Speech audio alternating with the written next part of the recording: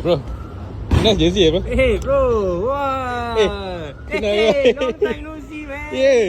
Aduh. Tapi ni jersey cantik lah bang. Ni.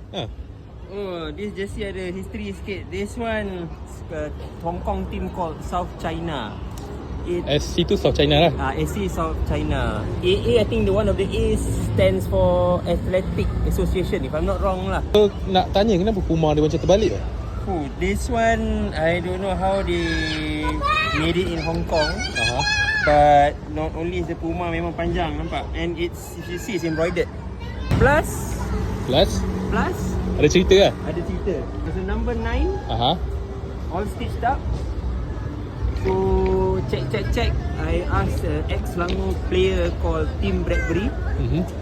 Because he used also to play for South China, and he said that this could be the jersey worn by another English player called Dale Tempest. Dale Tempest. Yes, there's a picture of him. Kalau Google Dale Tempest South China, keluar gambar dia. Ni tahun bila? Around 1990-91. Maksudnya player Selangor tu main around that year? Around that, yeah. So mana dapat ni?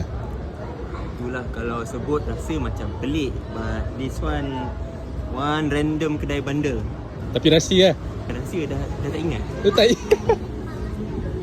I mean, if I remember, I would have said it. Tapi memang dah tak ingat dah lah bro. Usia ni dah meningkat. So dapat jersey tu? Dapat jersey tu, lah hati tergerak because I know ni memang logo South China even until now. Right now they're playing in, unfortunately, self-relegated themselves to Division 2 Hong Kong. Used to be in the division dengan Kichi, I think famous names in Hong Kong football, but they relegated themselves to Right now they are Division 2? Right now they're Division 2. Still playing, still with the same football crest. After this, they were sponsored by Adidas. Adidas, they came out with so many wonderful designs. I think Coca-Cola was their sponsor, kid sponsor after that. Tapi memang bukan beli sebab abang bermuka Korea, Hong Kong kan Ada kat Hong Kong ni, dia ada 4 Heavenly Kings. Eden Kok lah, apa semua kan. I wish I'm the 5th lah. But no, tak ada. Tapi masa nampak ni South China ni rembat je lah. Okay, thank you bro. Okay bro. Alright, thank you. Alright, thanks. Okay. Best, bro. Bro, jap bro. Nak show.